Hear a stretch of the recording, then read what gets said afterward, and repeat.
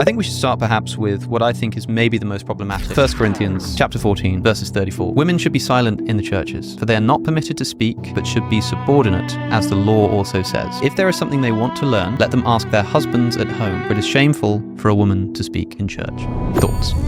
Context. Worship services have denigrated into shouting matches, into total chaos. Women are abusing the new freedom that they have, and Paul says stop it. Also, women are trying to teach and they've not gotten an education, which is tragic because they weren't allowed to go to school. Women who have an education are to teach. It's fascinating that Paul also writes there, right there in 1 Corinthians, when women pray and prophesy, they're to have their heads covered. Well, what's the matter with you, Paul? Are you schizophrenic? Don't you remember what you just said? Are you contradicting yourself? No, he's not. He's addressing two different situations, I believe there. Chaos in worship, and as a pastor, I have to be careful that our worship services don't deteriorate into chaos, because we have some very emotionally charged people who can just rip the shreds out of a worship service with chaos and disorder. And so, no, you're not going to speak at this time because of order. But then women were allowed to pray and prophesy. They are scoffing over this discourse of theirs that we have this ancient manuscript, saying, can you believe that Christians actually have females teaching? And so whether that is discordant and contradictory to what's going on here, I don't think so. I would add another interpretation of women should remain silent. As you probably know, contextually speaking, even with other civilizations, if you were to remain silent in a service like that, it meant you already knew what was being taught, and those who were speaking up didn't quite know yet. So I would agree with this if we were talking about 1 Timothy. If we're talking about 1 Timothy 2:12, I think that this interpretation works very well. It's all about context. In fact, just to read that verse, because it's actually very similar. 1 Timothy 2:12, I suffer not a woman to teach,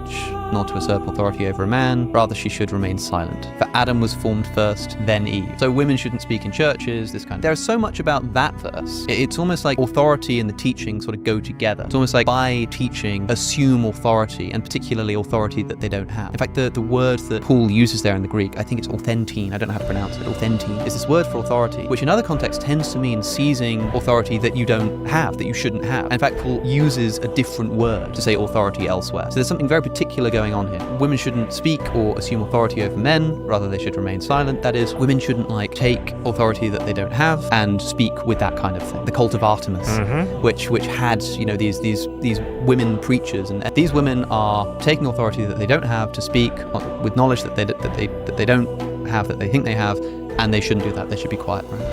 Fine. That's Timothy. The problem with the quote from 1 Corinthians is that women should be silent in churches. Firstly, we don't have the same thing with the authority.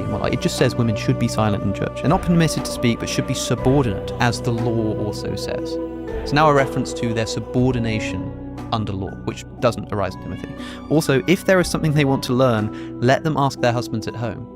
If this was just a case of these incredibly knowledgeable women, why would Paul say if they have a question, they should go and ask their husbands at home? It seems like a much more troublesome verse, for it is shameful for women to speak in church. My solution to this, I don't think Paul wrote these words. I don't think Paul would be contradicting himself just to say that women shouldn't speak in church. Because when he says that women should cover their hair, it's specifically when they prophesy. It's not when they speak in church, when they prophesy, right? Also, he's referencing the law. They should be in submission, as the law also says, which is a very un-Pauline thing to do. It's a very difficult question you're raising, and I appreciate it. But I like what Mark Twain said. Mark Twain said, it's not the parts of the Bible I don't understand that disturb me. It's the parts of the Bible that I do understand that disturb me. And to be honest with you, I have a harder time with 1 Timothy 2 that you said did not present as big a problem to you. But when you read that kind of literature, you begin to understand some things are going on here that I'm not sure I understand. For instance, at the end of 1 Timothy 2, he says, women will be saved through childbearing. Yeah, right. Oh my goodness, what are you telling me, Paul? That women are going to be saved by having babies? No. But obviously Gnosticism taught